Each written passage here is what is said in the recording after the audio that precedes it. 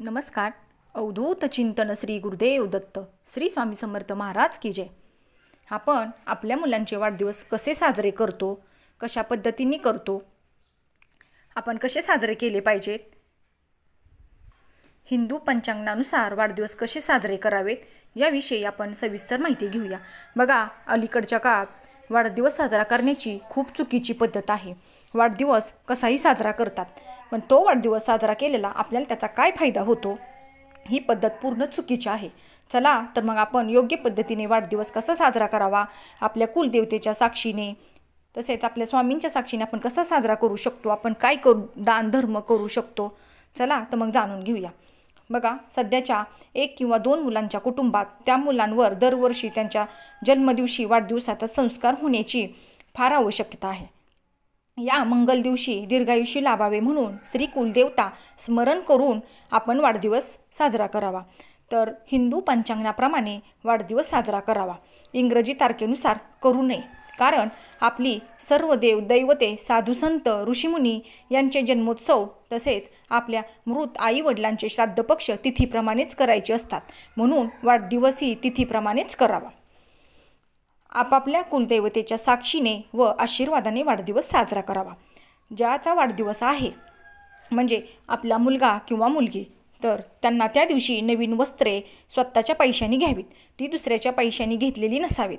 आपल्या स्वकष्टातून घेतलेली नवीन कपडे त्या मुलाला किंवा मुलीला किंवा त्या व्यक्तीला द्यावे. त्यानंतर अभ्यंग स्नान व सैचल स्नान घालावे. सुवासिक तेल लावून सैचल स्नान घालून त्या स्नानानंतर ती वस्त्रे नंतर दान द्यावे, स्वतः वापरू नयेत. त्याला नवीन कपडे घालून रंगीत पाटावर बसवावे, औक्षण करून ओवाळावे. दोन्ही हातात, आता बघा औक्षण कसं करायचं, दोन्ही हातात तांदूळ म्हणजे अक्षता घेऊन श्री रामरक्षेतील पहिले 9 श्लोक, या 9 श्लोकात डोक्यापासून पायापर्यंत प्रत्येक अवयवाचा उल्लेख केलेला आहे. म्हणून त्या अवयवांवर थोडे थोडे तांदूळ टाकावे. समोर श्री कुलदेवतेचा फोटो ठेवावा, फोटोला नैवेद्य दाखवावा आणि विनंती करावी की या मुलाला किंवा मुलीला किंवा त्या व्यक्तीला दीर्घायुष्य, चांगले शिक्षण, चांगले आरोग्य देऊन ह्याचा किंवा हिचा सांभाळ करा. उपस्थितींना गोडधोड द्यावे, म्हणजे जे आपले कोण नातेवाईक आले असतील किंवा शेजारी आले असतील, लहान मुले मुली, त्यांना गोडधोड खायला द्यावे.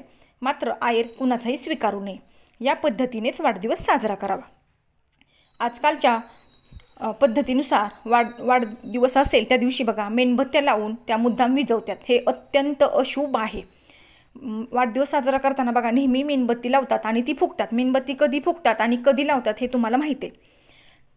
तर असा अत्यंत चुकीची पद्धत आहे ही. तर केक कापताना त्यावर सुरी फिरवून ती कापतात, ही सुद्धा खूप चुकीची पद्धत आहे. अन्न हे शस्त्राने कापणे हे सुद्धा एक अशुभ आहे. म्हणून या दोन्ही गोष्टी टाळून तुम्ही वरील पद्धतीनंच वाढदिवस साजरा करायचा असतो. तसेच तुम्ही काय दान करू शकता, बघा अन्नदान सेवेत तुम्ही सहभाग होऊ शकता, गोरगरिबांना अन्नदान करू शकता किंवा एखाद्या मंदिरात जाऊन तुम्ही अन्नदान करू शकता. जे गरीब लोक आहेत त्यांना देऊ शकता किंवा कपडे दान करू शकता. आपापल्या ऐपतीनुसार तुम्ही अन्नदान, वस्त्रदान किंवा झाडे लावणे हा सुद्धा उपक्रम तुम्ही राबवू शकता. तुमच्या ऐपतीनुसार तुम्ही दान करू शकता.